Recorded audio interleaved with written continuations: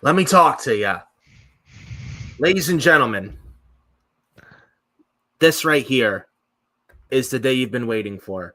This right here, the Retro Royal Rumble review video here on Furious Nation, here on the Hardcore Sports, here on YouTube, as Mitch and myself review the 2005 Royal Rumble.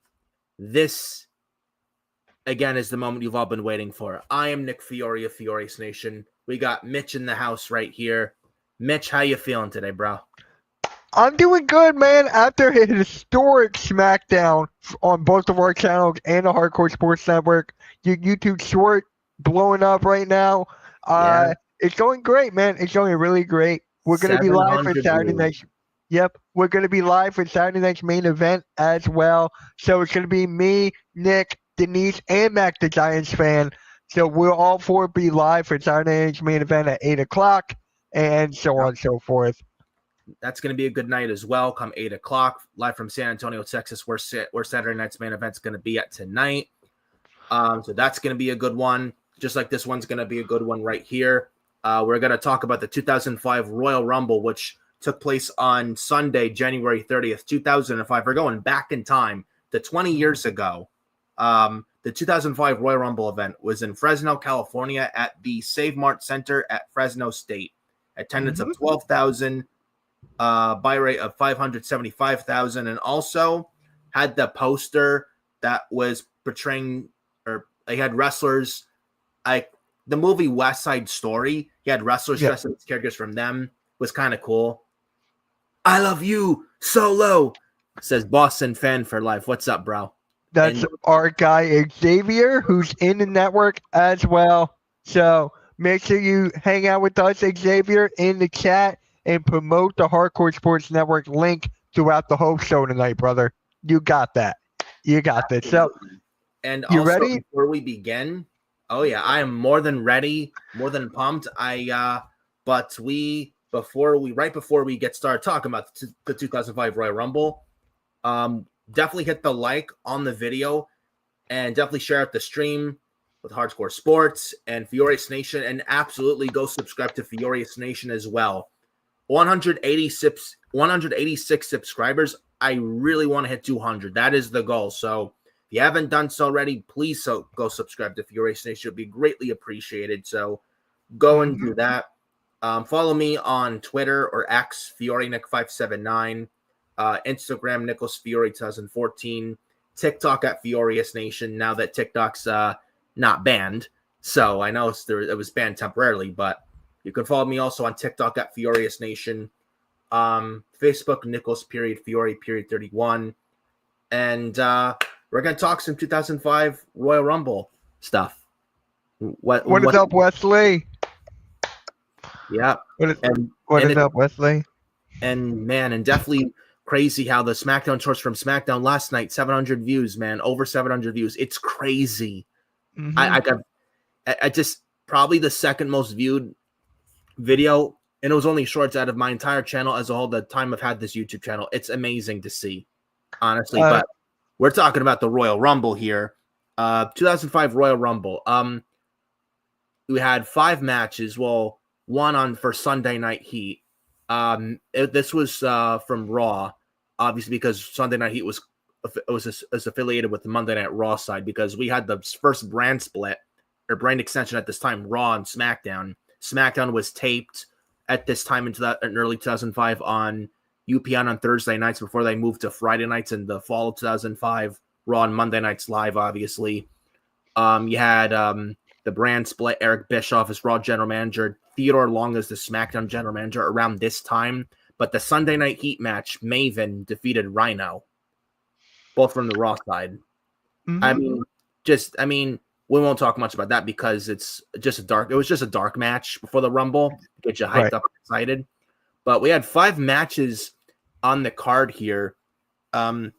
We might as well talk about the first match. Edge, Rated R Superstar from Raw versus the Heartbreak Kid Shawn Michaels. This is from the Raw side because Royal Rumble 2005 represented the Raw and SmackDown brands. So Edge and Michaels coming from Raw. Edge beating HBK. This all started with Edge's late 2004 heel turn stating all the way back to SummerSlam 2004 in Toronto, Edge's hometown, where he got booed. And he was Intercontinental Champion facing Chris Jericho and Batista. And though Batista was a heel, he was cheered, but every time Edge got offense, he was booed. And this pretty much had no choice and it's pretty much led to WWE and this pretty much led to Edge having to turn heel. And look what it did for him. Wonders for him. One of the top 2 heels, him and Randy Orton, and especially during the late Ruthless Aggression era, 2 of the top heels in that entire company, hands down. The work Edge did with Edge and Lita, and then Edge's 2006 rivalry with John Cena, where he cashed in at New Year's Revolution 2006, and Edge's battles with The Undertaker and Batista in 2007 throughout 2007 on SmackDown, and then Edge with Vicky Guerrero. Great stuff. So I feel like with Edge in this late 04 heel turn had to be done.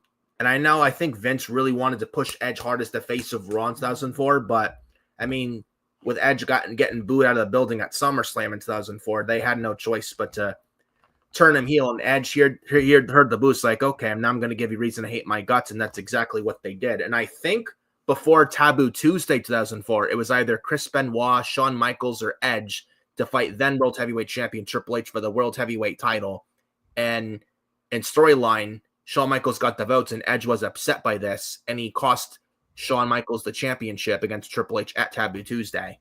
Then you see the debut of Edge's Metalingus theme song by Alter Bridge, which really made Edge and put Edge on the map in the Ruthless Aggression era, in my honest opinion. He was cutting really good heel promos. And then you had New Year's Revolution 2005 in the Chamber in Puerto Rico, where Shawn Michaels was the referee in the Chamber match, and he cost Edge the championship in the Chamber, and which is what led to this match here. Now, Edge obviously wins this. He wins by cheating, by hook or crook, like he rolled Shawn Michaels up, but had his hand on the ropes for leverage and cheated to win. Got Edge some nice heel heat. I thought this was a decent match for what it was. What'd you think of this, Mitch? So what I thought about this is that it was a great way to start the show. You know, 2 of the top guys in the company, Edge and Shawn Michaels, both brought it. You could tell the hatred. You could feel it. They just did everything right. It was not overkill. No. I thought it was not overkill because there's a lot of matches who kick off their pay-per-view or PLE now that try to do too much, that try to like push the boundaries to become the best show of the night. They set a perfect pace. They set a perfect tone. It was a great match, and we actually got to see the debut of Edge's submission move, the Executor. Yes, so, that inverted sharpshooter that he does. Yeah, I like that. I really do. Yeah, you had the Executor, the Execution, his old finisher, which is now a signature, that Impaler DDT, then his obvious finisher, the Spear. Mm-hmm. I mean, this was only the beginning of Edge's heel work, and it led to bigger, greater things, like I said, Edge and Lita, and then Edge's 2005 summer feud with Matt Hardy when Lita cheated on Matt Hardy in real life with Edge. And this was a real life thing, which led to Matt Hardy getting released in April 2005 before being brought back a few months later with chants of "We want Matt, you screwed Matt, you screwed Matt." And it was some really good stuff. Like I said, and Edge cashing in his first Money in the Bank on John Cena. They had a very good 2006 rivalry throughout that year. You had RVD involved as well with the ECW 2006 One Night Stand event. That was really good. It just, in the heel turn, did a lot more good for Edge than bad, because he was getting very stale as a babyface in 2004. So he definitely was.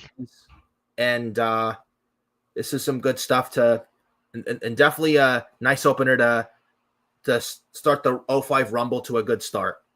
But what I will say, a match that wasn't good, so Edge and HBK was good. What wasn't good was the next upcoming match, the casket match. This is from SmackDown for the 2005 Royal Rumble. Casket match between The Undertaker and Heidenreich, who sucked, by the way. Yeah. He was terrible. Yeah.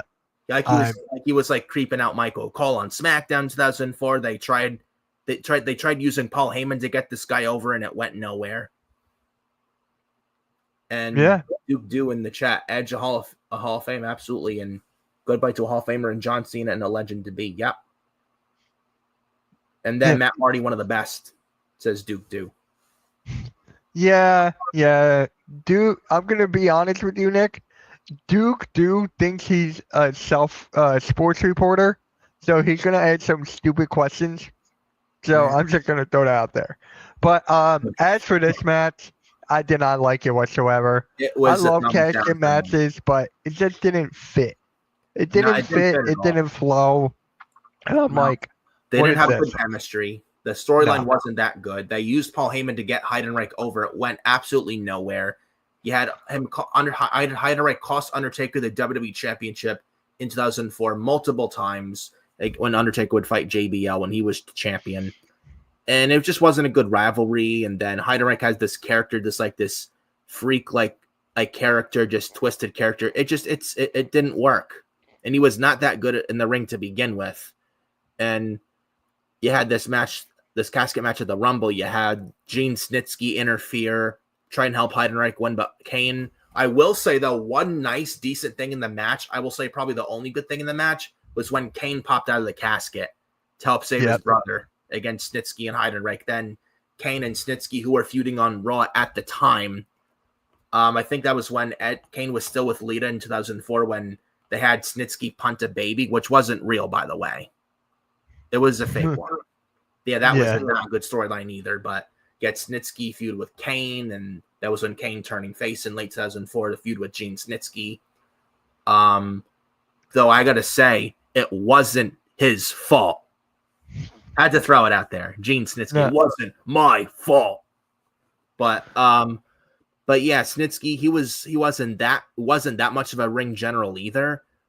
But he was just a big, like, roided up guy who just couldn't wrestle much. Wasn't that great in the ring, in my opinion.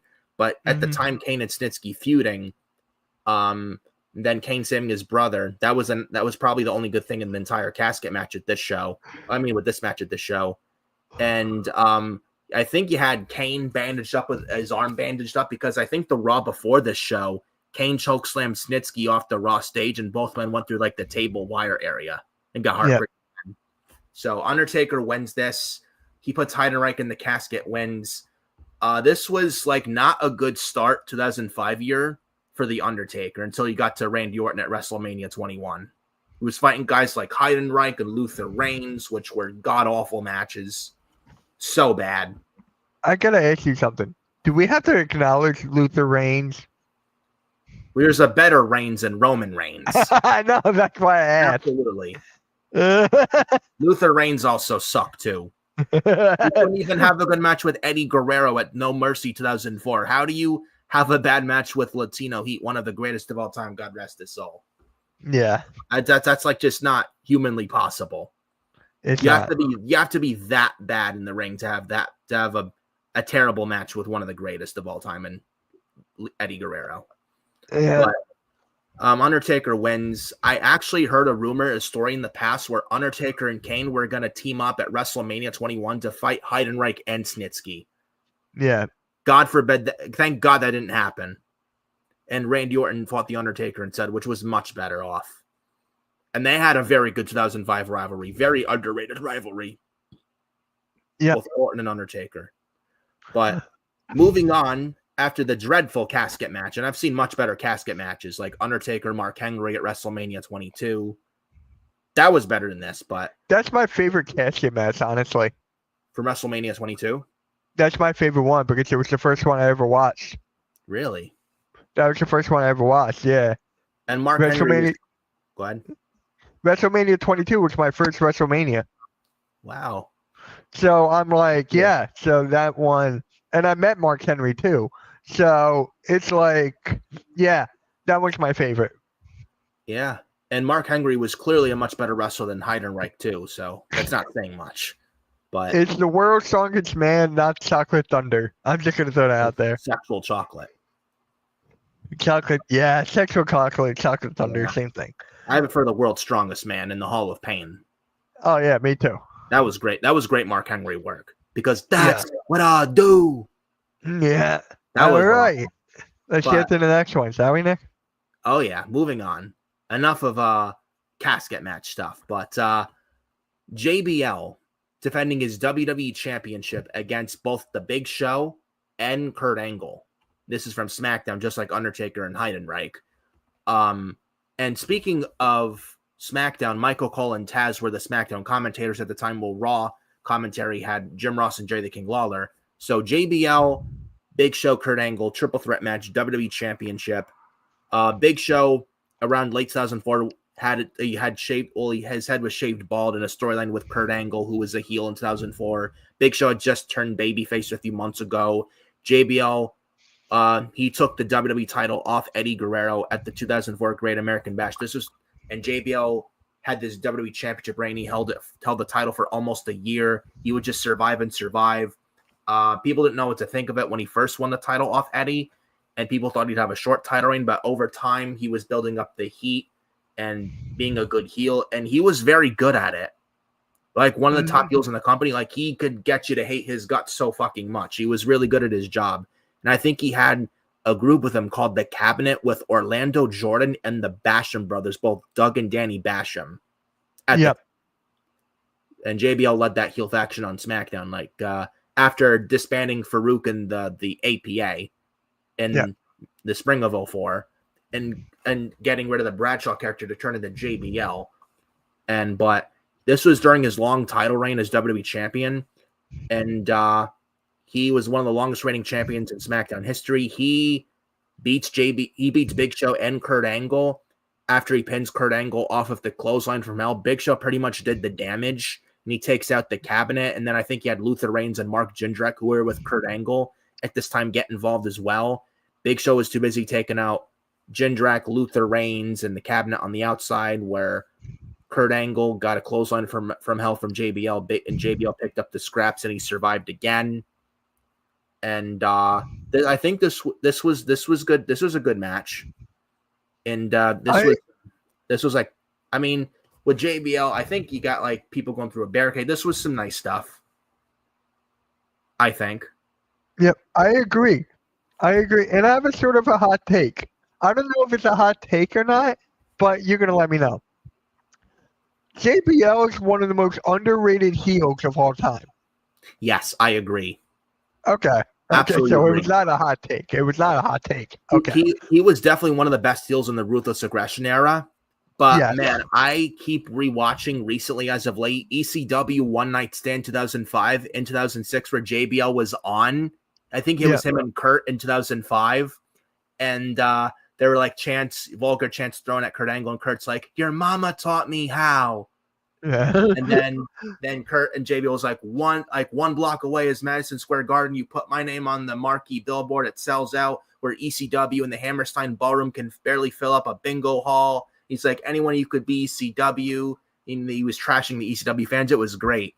Then 2006, where the "you suck," I will not say it. And then JBL's like, "I see no women out here, and you're chanting about a male organ. Now tell me who's the fruit booty," and he got booed for it.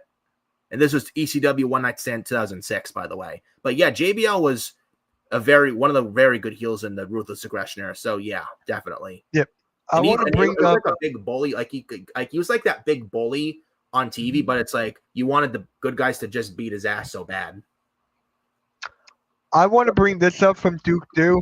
JBL's been everywhere. Like, he's been in TNA. Like, he's going to all the indie promotions.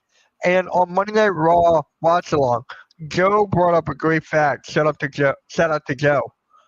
He was like delivering clotheslines from hell in all of these, but he didn't do that on Raw on Netflix though. No, he didn't. He didn't do that Raw on Netflix. I'm like, I thought why? He would. Yeah. But back to the JBL thing. Remember when he was on Saturday Night's Main Event with Stone Cold Steve Austin, and they were doing the beer battle? That's my favorite thing. I think this JBL was WrestleMania 22 in 2006. Yes, when he was pouring the beer, he wasn't drinking. He was pouring it, and I'm like, that was just gold. That was just gold. And I don't think Steve Austin. It's like you could picture, Steve Austin. He does not like JBL at all. Nah. Guys like him, Batista, despise JBL. And JBL's agent for Rey Mysterio as well. The feud with him and Rey is unforgettable. one 2006, where I Yeah. think where JBL got Rey Mysterio to mention May 19th because of the Kane storyline, May 19th and such. That was underrated rivalry. And Rey Mysterio retired JBL twice. Yes. Yes. Is JBL making an NWO kind of organization? No. Nah. Are we in for another wrestling revolution? No. See what I mean by stupid questions? Yeah, moving on, next question. Yeah, right? As Roman Reigns would say, next question. I miss No Way Out. I miss it. I want that back. SmackDown doesn't have its own PLE. Raw doesn't even have their own PLE. If you want to solidify this brand split, you got to bring back their own PLEs again. Yeah, though I think if you do that nowadays, you need enough star power on both shows that star power so much so that can draw.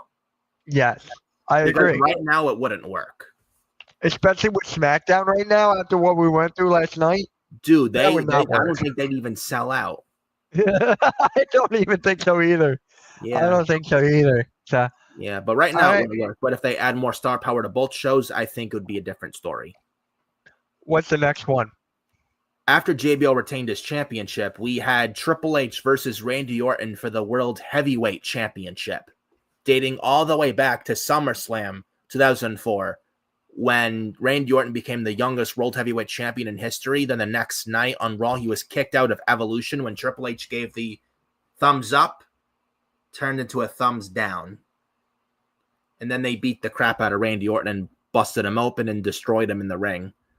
And Randy would only hold the title for a month, lose it to Triple H. Then I think when the 2004 Survivor Series, Team Orton versus Team Triple H, whoever won would get complete control over Raw for the whole next month, because when Bischoff was on vacation at the time, you had Benoit, you had Jericho, you had Maven and Randy Orton.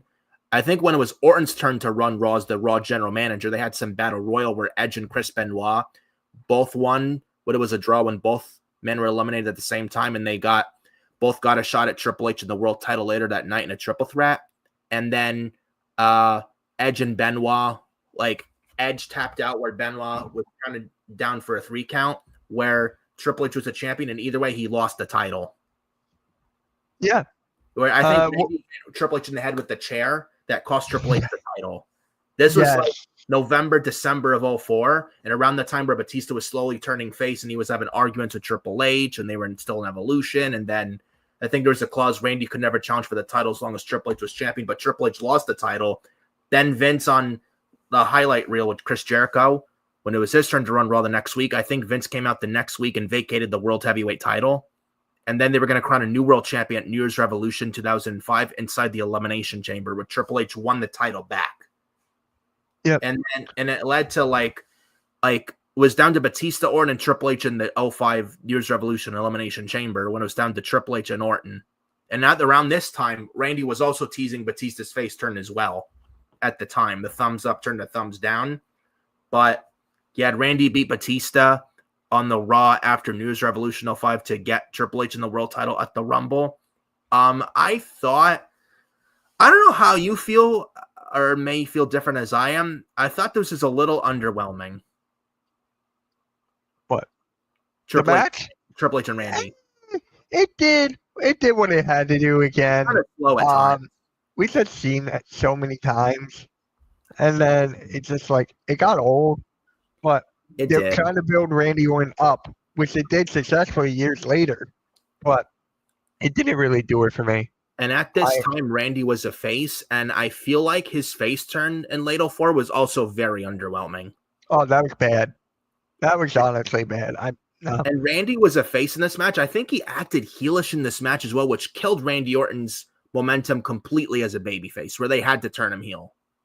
Where him as a face was dead. Yeah.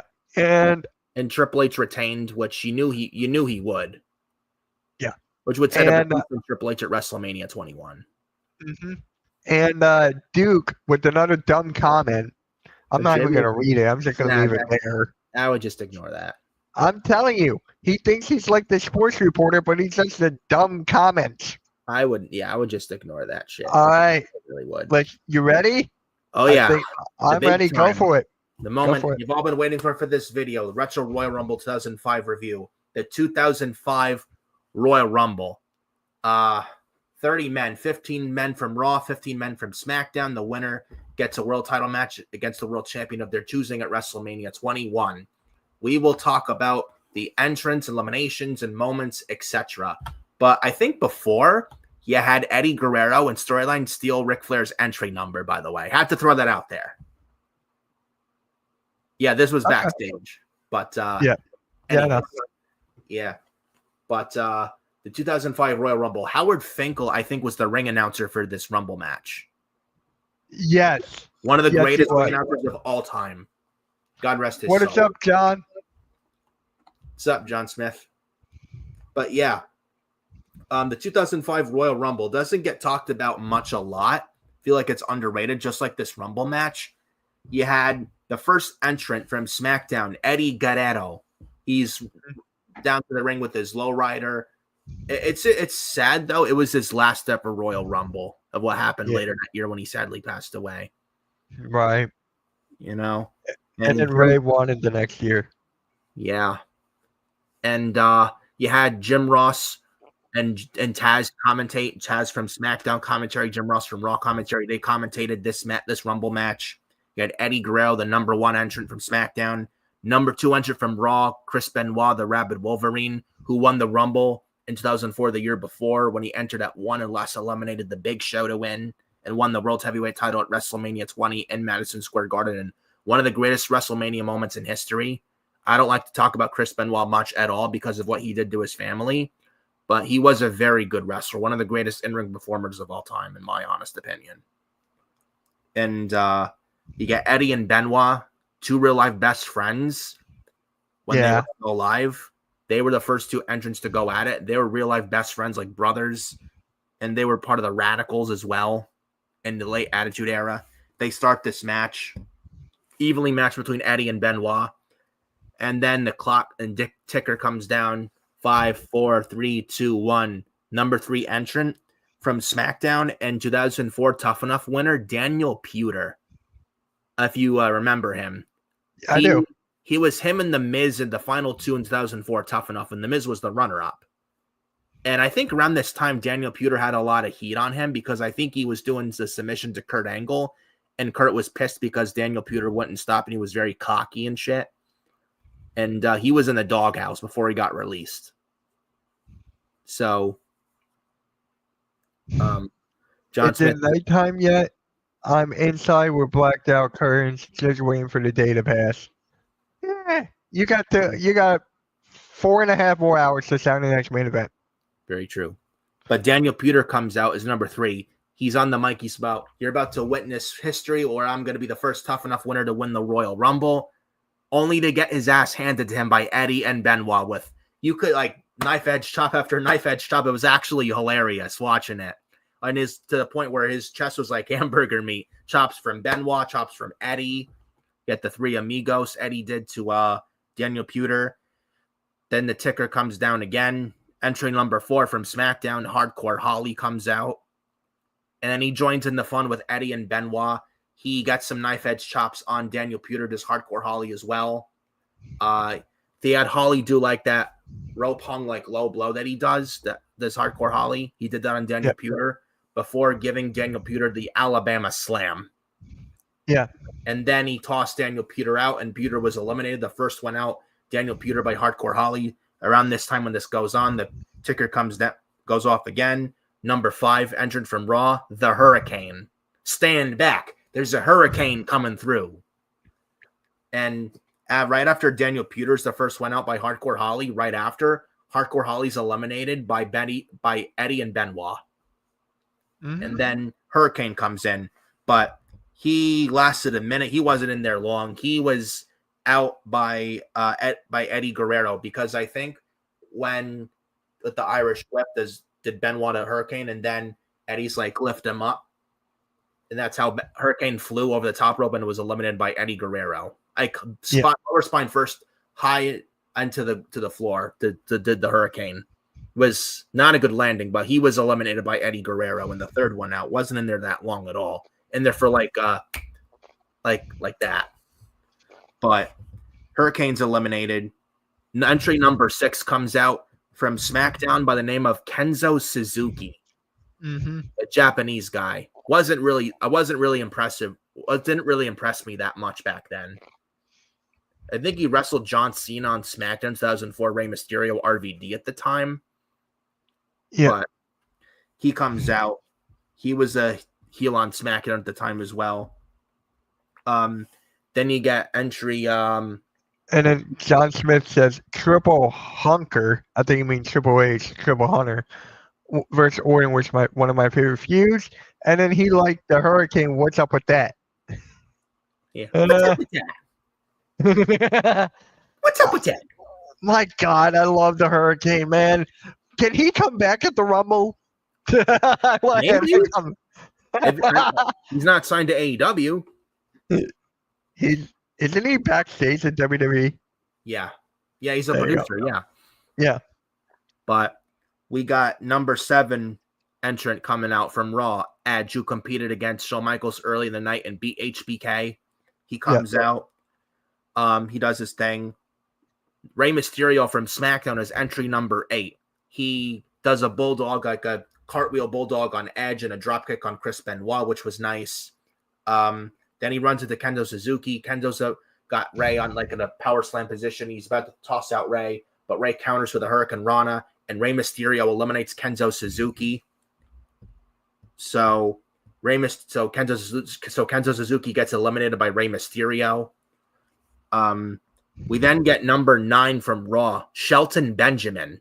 Ain't no stopping me now. God, I love Shelton Benjamin. He was even good before this. Like after this, as the gold standard in ECW or WWE. Yeah. I loved him in Money in the Bank matches. Dude, he did the T-bone to Edge off the ladder. Yes.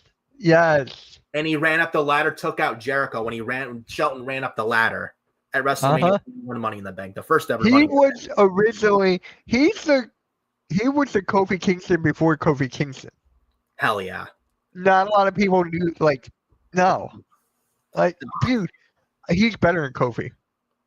Yeah, I don't know. That's hard to argue. I mean, Kofi's good too, but I mean, not a subjective thing. But yeah. But yeah, he was like the highlight reel of those Money in the Banks, man, at WrestleMania. Shawn and Charlie Haas, yeah. The world's greatest tag team, Team Angle. They were a very good tag team back in the day. Yeah. And Haas wasn't no slouch either, but I felt like when they broke them up in 2004 in the draft, when they drafted Shelton Benjamin to Raw, I felt like Shelton found more success on his own than Charlie Haas did. Yeah. Because Shelton won the Intercontinental title multiple times. He beat Jericho for it. He was fighting guys like Christian as well for that belt. Yeah. He wrestled like guys like Ric Flair. He won the U.S. title in 2008 off Matt Hardy. He was a very good singles guy, who was Shelton Benjamin. Very underrated.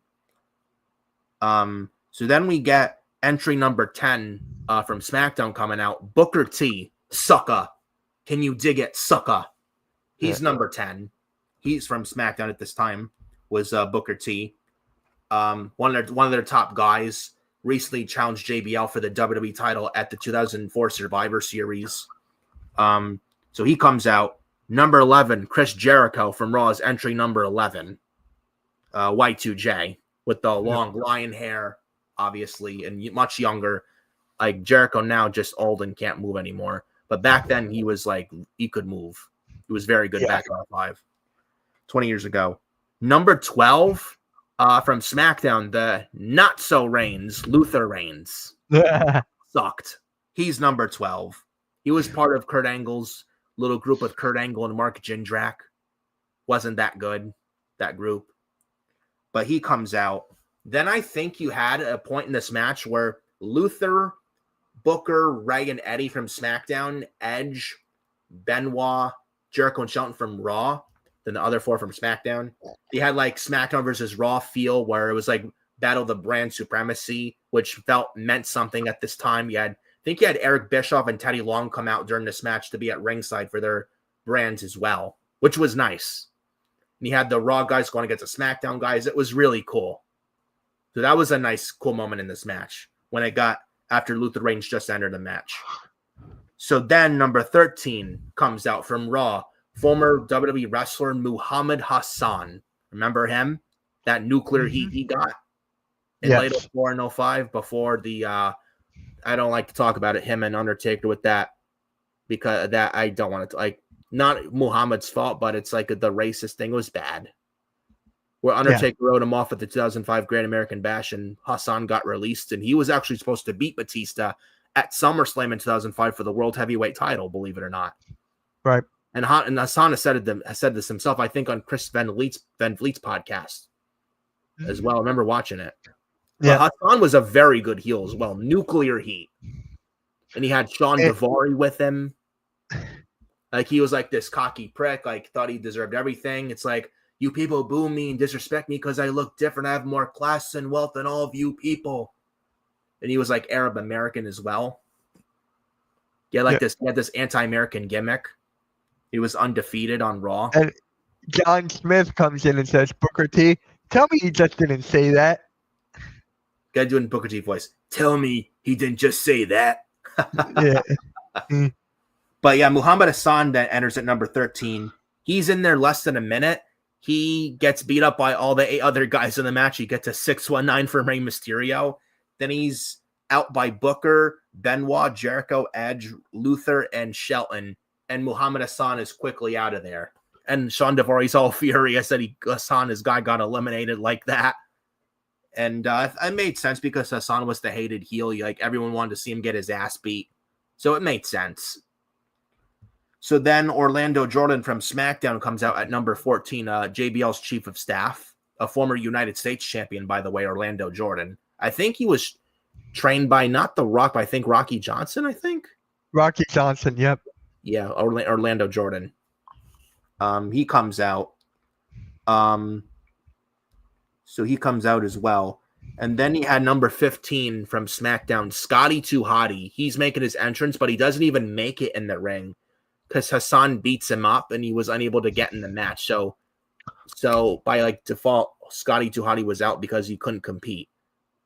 So he's out. He had Charlie Haas from SmackDown, number 16, come out. Then he had Rene Dupree from SmackDown come out, number 17. Former La Resistance member, Rene Dupree. What is up, Taco? Yep. So we had Peter Hollyman. Yep. So then the eliminations, Hassan was out. Scotty Toddy was out. Then I think he had Luther Reigns was eliminated. 7th person eliminated was Luther Reigns by Booker T, as well as Orlando Jordan by Booker T. You know what would have been funny? If Luther Reigns was in this Royal Rumble coming up, and then he eliminated Roman Reigns. Oh God. Roman Reigns would never allow that to happen, bro. Dude, that would be so funny.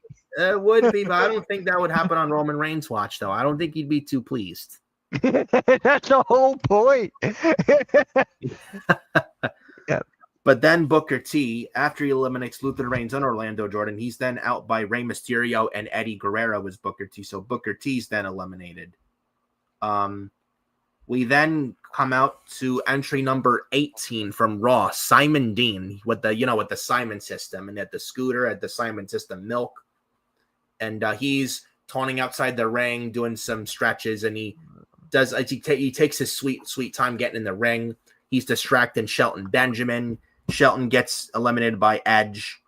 Then Eddie distracts Eddie. Eddie gets eliminated. Eddie Guerrero then gets eliminated by Edge after distraction from Simon Dean, distracting everybody. Then Simon Dean finally gets in the ring when the ticker goes off again. And number 19 from Raw, Shawn Michaels comes out. He gets in the ring. He gets a very nice pop, this HBK. He's next in this thing. He then right out of the gate, wasting no time at all, Shawn Michaels then eliminates Simon Dean, and then he eliminates Charlie Haas. So Charlie Haas, that's amazing. Yeah, Charlie Haas was in there. He was out by Shawn Michaels after Shawn Michaels eliminated Simon Dean. So then we got entry number 20 from SmackDown, Kurt Angle. Nunzio was actually supposed to be in this thing, but Kurt Angle stole his entry number during the show, and Kurt Angle comes out and Taz is like on commentary, whoa, like putting over this thing when Kurt Angle came out. And then Kurt Angle was angle slamming everyone in sight, gave an angle slam to Edge, and I think he was German suplexing guys like Benoit and Rey Mysterio. He was suplexing every man in sight in that ring, and then he tried to do an angle slam to Shawn Michaels. Shawn Michaels reversed it, tries Sweet Chin Music. Kurt Angle gets the ankle lock. Shawn Michaels rolls through, gives Sweet Chin Music to Kurt. Kurt Angle's eliminated like that by Shawn Michaels after Kurt kicked almost everybody's ass in that ring, and Kurt's eliminated like that. And he was like he was pissed, was Kurt Angle. So then the next entrant, number 21 from Raw, Jonathan Coachman. He wasn't a wrestler, I know, but the coach, he's in there. We then get Mark Jindrak from SmackDown, entry 22. And after he comes out, Kurt Angle, then he was previously eliminated moments ago by HBK. But Kurt, after he was eliminated by Shawn Michaels, gets back in the ring, tosses Michaels over the top rope, and eliminates him because there's no DQs in the Rumble. Then he eliminates Michaels after Michaels eliminates him. Kurt then grabs the steel steps, hits Shawn Michaels right in the face with him. He pushed Shawn Michaels wide open. He puts Shawn Michaels in the ankle lock when Shawn's like, hang on to the steps, like he's tapping in agony. And Kurt is like he's not letting go. And the workers and employees are telling him to stop, break the hold. And then like he stopped Michaels in the face as an insult to injury as Kurt was like being escorted out of the arena. And Kurt was like coming off as the sore loser, which set up Kurt Angle and Shawn Michaels and their classic at WrestleMania 21. Very, very good match that was. In Los Angeles. That was some really good stuff. And they're a good rivalry as well. And then John Smith comes in and says, HBK, one of my favorites. That feud with Angel was great. With Angle, you mean? Yeah. Angle, yeah. Yeah. Kurt won at WrestleMania 21 with the ankle lock. Then their Vengeance 2005 match was very good. Then I think they had an Iron Man match on the Raw Homecoming in October 05. That was very good as well. So they had some very good chemistry back in the day, both HBK and Kurt Angle. But we then get entry number 23 from Raw, one of the worst wrestlers, Viscera. You know, that world's largest love machine, or King Mabel, or Big Daddy V. Remember him? Yeah. 7 feet tall, almost 500 pounds. He was not a good wrestler at all. He was an unsafe worker. He's in this thing. He was part of the Ministry of Darkness as well. He sucked, man. He was terrible. He was terrible as the world's largest love machine, and just even as Big Daddy V in the WWE ECW, he was bad. And as Mabel or King Mabel, he was bad. Is Big Daddy V, did he pass away? Yeah, February 2014. He died. Okay. He died at 43 years old from a heart attack. Okay. Because I was talking about this with my buddy like a month ago, and me and my buddy were like, "Whatever happened to Big Daddy V?" And we were just watching old highlights of Big Daddy V. We would send them back and forth, and I'm like, "Dude, I think he passed away," and we just never looked it up. We just went on to the next thing. Yeah, he sadly passed away at 43 years old in February 2014 because he had a heart attack. And I think around the time before he passed, he was working indies and losing a lot of weight and getting better. But I think at that point it was too late, even though he tried, because he was so big. He was like damn near 500 pounds, 487 pounds, almost 7 feet tall. He had this blubber when he was Big Daddy V. It was just, I mean, I think when he was a certain weight, and I watched some of his stuff on the indies, he wasn't, after he was released in 2008, he was getting a little better. Yeah. But I think at that point it was too late because the too much weight, unfortunately, got the better of his health, sadly, and he sadly is no longer with us. But so John has a question for us. With all this Rumble talk, who shall pick for this year's Rumble? For me, it's quite easy. Io Shirai, CM Punk. I'm going CM Punk. I'm done with the John Cena thing. I'm going Punk. I'm hoping Punk, but I have a feeling it's going to be either Cena or Orton. Okay. And then female, I think you and I both have Io Shirai. Yeah. And then, we got a newcomer in the chat. Mick, what is up, man? Do you remember his days met on the Medicine Mountain Medicine. I don't know what you're talking about, but you're on Nick's channel, my guy. Make sure you hit the like and subscribe, bro. Hit that like and subscribe. Really appreciate you. And also, Mick Wrestlers, if you haven't subscribed to Furious Nation as well, please go subscribe to Furious Nation. We're almost close to 200 subscribers. I want to hit 200 subscribers, so definitely go subscribe if you haven't done so already. Be greatly appreciated, brother. Yeah. So Viscera is 23 from Raw. Paul London from SmackDown is number 24. I think at the time he was the Cruiserweight champion. Yes.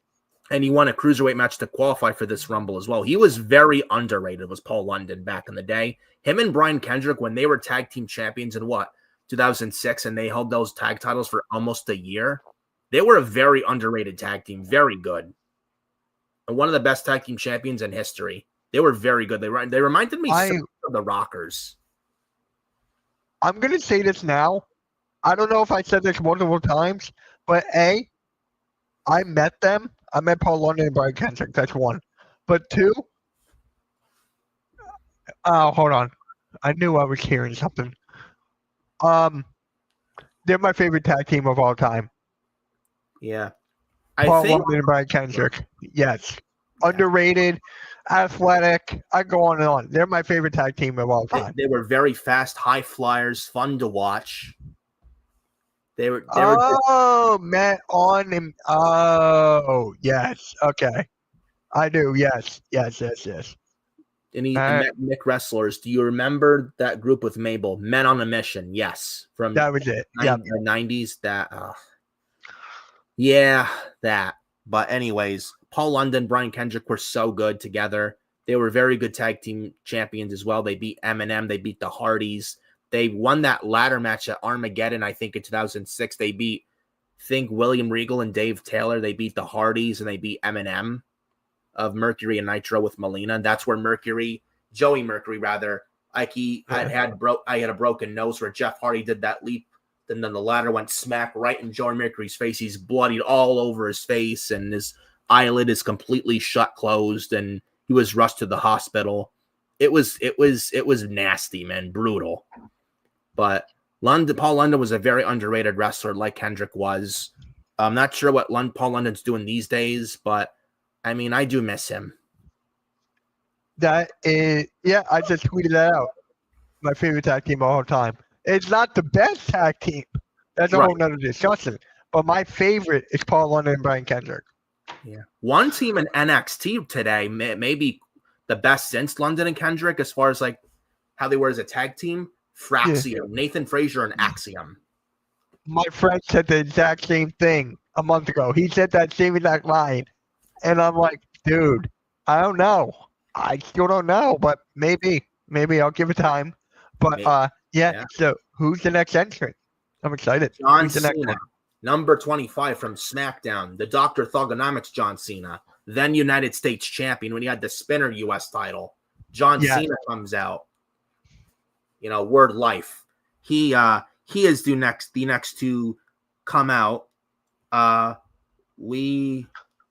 So John Cena, he's coming out. Oh, and I think really quick. Yeah. His John Smith's pick is Roman with the help of Solo. I can't see that. Nah. But I can't see it at all. I don't see it at all, but actually before John Cena came out, Rene Dupree, he's in this match. He does this like his French taunt, skip taunt. He gets eliminated by Chris Jericho. And then Chris Jericho taunts him. So then John Cena comes out. He goes right after the biggest man in the match, Viscera, and John Cena eliminates Viscera. So Viscera is eliminated by John Cena. So then out comes number 26 from Raw, Gene Snitsky, because it wasn't his fault.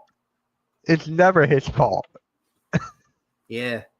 He did have a nice theme song, but in the ring, he wasn't the worst ever, but he was not good. He was okay. Who will win in the match? Snitsky or Ryback? Snitsky, because Ryback fucking sucks. Right? Oh, God. Don't even get me started on fucking Ryback, the guy who can't even pick up Paul Heyman at a house show. Remember that? And he couldn't even pick up Paul Heyman. He's like, And then he had to give him a Goldberg jackhammer, and it was a dangerous one. And then CM Punk had to work with this buffoon and had to put him over. Then at the one time, I think he was like 2013, late 2013, he lifted Punk high in the air, and Punk's elbow hit on the concrete, tried to go through a table, and Ryback screwed it up. Then CM Punk's like, you either did it on purpose or you're an idiot. Yeah. And by the way, he just described you. You're at 187. Thank you, Mick. Wrestlers very great. Yeah, tune in to the watch along tonight. Saturday night's main event. Tune in tonight, bro. Tune in tonight. 8 o'clock. I better see you here in the chat. Not anywhere else. I better see you here. Yeah. Because I've seen you in other chats. Just keep it in line. Come here. Yeah. So Gene Snitsky comes out. We then get Paul London eliminated by Snitsky. And the way Gene Snitsky eliminated Paul London, my goodness. Right. Paul London is trying to choke him out. Lifted over the top rope. He hangs on. Ducks one clothesline from Snitsky, but not the other. And it's like, bam, and Paul London turns inside out. How he landed on the outside was nasty. How Paul London was eliminated. That was some brutal shit, dude. Yeah. Paul London was barely moving after that. That was something else. And it was a cool Royal Rumble elimination. One of the coolest Rumble eliminations of all time was that. And the doctors go to check on him to see if he's okay and such. And I think they carry him out on a stretcher or whatnot. But then number 27, lucky entrant at this time, before 30 with 2023. But number 27 from Raw, the Big Red Machine Kane, comes out to Slow Chemical. One of his best theme songs. Love Slow Chemical by Finger Eleven. That's my favorite. One of the best WWE theme song for wrestlers of all time. And Kane's best theme hands down was Slow Chemical. Yep. And so the pyro goes off and his theme goes off, Slow Chemical. Snitsky is like he sees Kane coming out. Kane comes out, all business. He has his arm taped up because he chokeslammed Snitsky off the Raw stage, the Raw before the Rumble, where both men got hurt off that Raw stage. Snitsky, I think, is taped up as well. Kane had taped up ribs as well. Well, both men were taped up and hurt and injured. But Kane comes out. He immediately goes after his current rival at the time, Gene Snitsky. Kane's chokeslamming almost everyone in sight. He did like a one-arm chokeslam to Rey Mysterio, like a one-arm slam dunk chokeslam to Rey. Mark Jindrak then gets eliminated by Kane. I think Kane was chokeslamming John Cena as well, Chris Jericho. And then he was going after the coach. I think Jonathan Coachman tried to attack him from behind, but Kane wasn't too happy. They tried chokeslamming Jonathan Coachman. Snitsky attacks Kane from behind. Snitsky gives Kane the pump handle slam.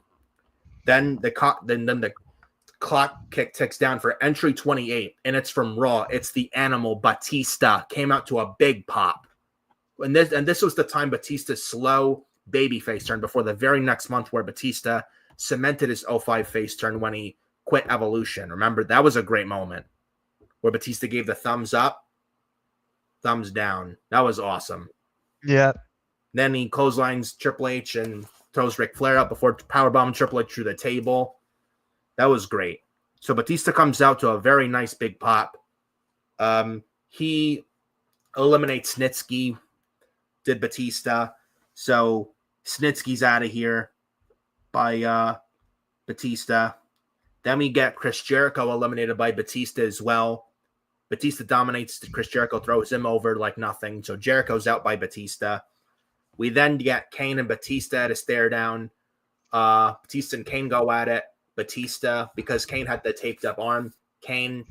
Batista did this to the arm down because of the injured arm to Kane from before with the Raw before the Rumble with Kane and Snitsky off the Raw stage. Batista gives a Batista bomb in the middle of the ring to Kane.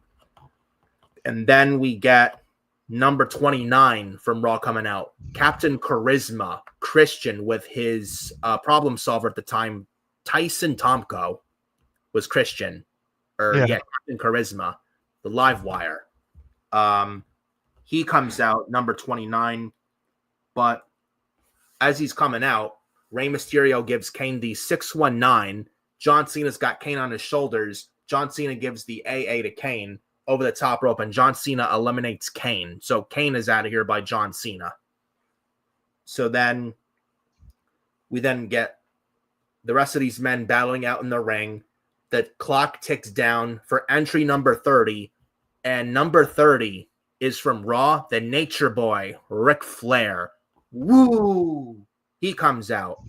There's Ric Flair from Evolution.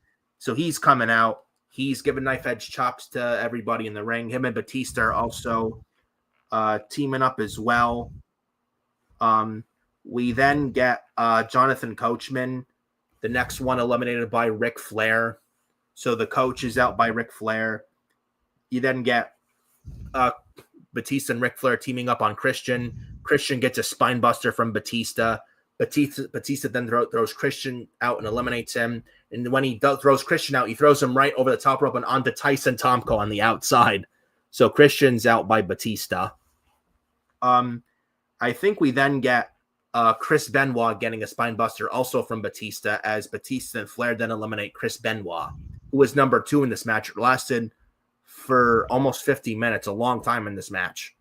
And then after Benoit was eliminated, Ric Flair then behind Batista's back tries to throw Batista out, but Batista doesn't go over the top, and Ric Flair was trying to fake at the last minute. It's like, oh no, don't worry, Batista, I wasn't trying to eliminate you, because at the time they were teasing Batista turning face and leaving Evolution at this time.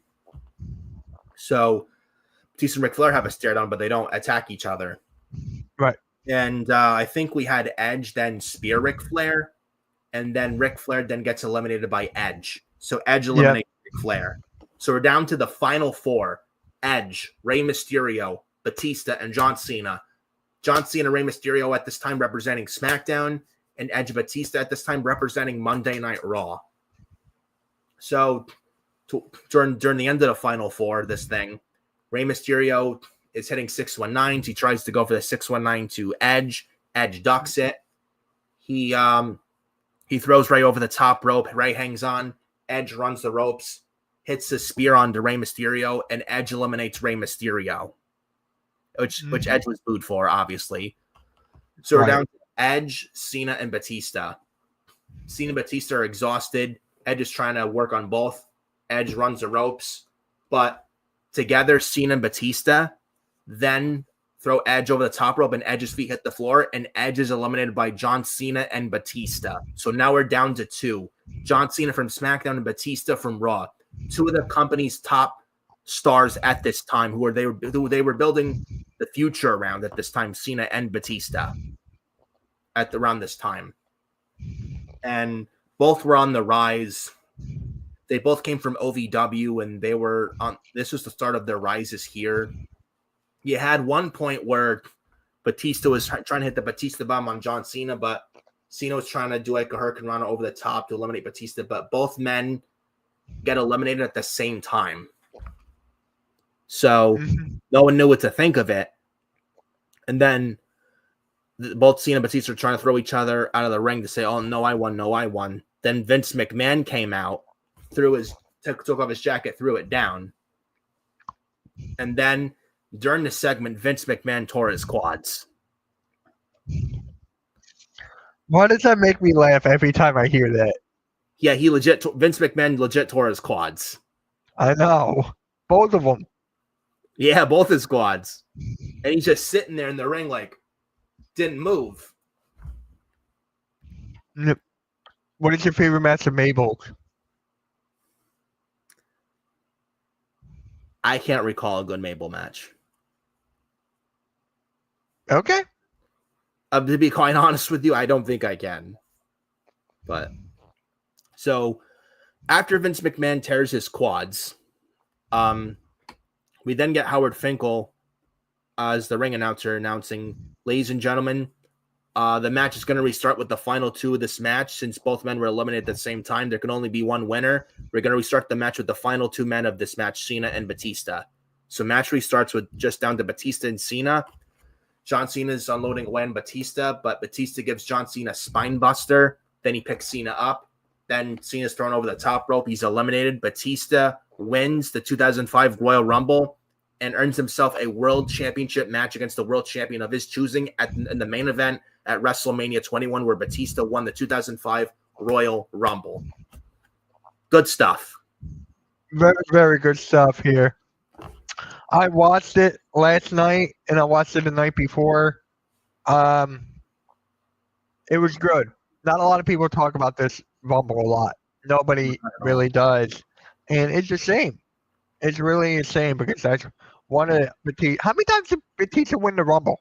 Twice, 2005 and then 2014. That's what I thought.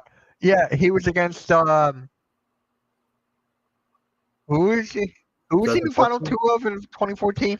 Roman Reigns, where he broke Kane's record for most eliminations in one Royal Rumble when he eliminated 12, Yeah, that was it. including But, Ambrose and Rollins, who he eliminated in those 12 eliminations. yeah. So, But yeah, this was I agree, very underrated Rumble. And this was honestly 2005, the year they were building towards their future of their company when Stone Cold wasn't there and The Rock wasn't there, went for Hollywood. They were building John Cena around this time as the face, their poster boy, the face of their company. Then Batista, close one as well. He had Batista win the world title off Triple H at WrestleMania 21, where John Cena beat JBL for the WWE title at WrestleMania 21. Then both Cena and Batista switched brands. John Cena obviously drafted to Raw in 2005, which was a great Raw moment on the Chris Jericho highlight reel, while Batista, then world champ, goes to SmackDown to confront JBL. After JBL won the six-pack challenge. Really, really good stuff. And 2005 was a very underrated year for WWE, especially building towards their future with Cena and Batista. Then you had Edge win the first ever Money in the Bank. He had Randy Orton come into his own as a heel in 2005. Undertaker had a very good rivalry with Randy Orton in 2005. He had Eddie and Ray over the custody of Dominic. 2005 was a very underrated year for them, man. It really was. And definitely an underrated Royal Rumble. Doesn't get talked about much at all. I agree with you. So, what's your favorite Rumble in the 1993? I would say Yokozuna, how he eliminated Randy Savage. Yeah. Because he hit the Macho Man elbow drop, then there's no pins in the Rumble. And Yokozuna's laying there. He to toss him over like that and wins the Rumble. This is Yokozuna, God rest his soul. Former WWE champion. All right, guys. So there you have it. The Royal Rumble 2005 is now in the books. Next week, we'll be live for the Royal Rumble at 8 o'clock. We're live tonight at 8 o'clock for Saturday Night's Main Event. Make sure to tune into that. Subscribe to the Hardcore Play and Rewind YouTube channel. Make sure you subscribe to that. The link is pinned in the chat. And, Nick, you got anything to say before we head on out? Definitely go subscribe to Furious Nation as well. Definitely was a good time having you here this afternoon to talk about the 2005 Royal Rumble. We appreciate every single one of you. And we will see you on here later on tonight, 8 o'clock, for Saturday night's main event from San Antonio, Texas. Yep. Yeah. And again, one last time, subscribe to the Hardcore Play and Rewind YouTube channel. We're going to play you out with that. Peace, guys.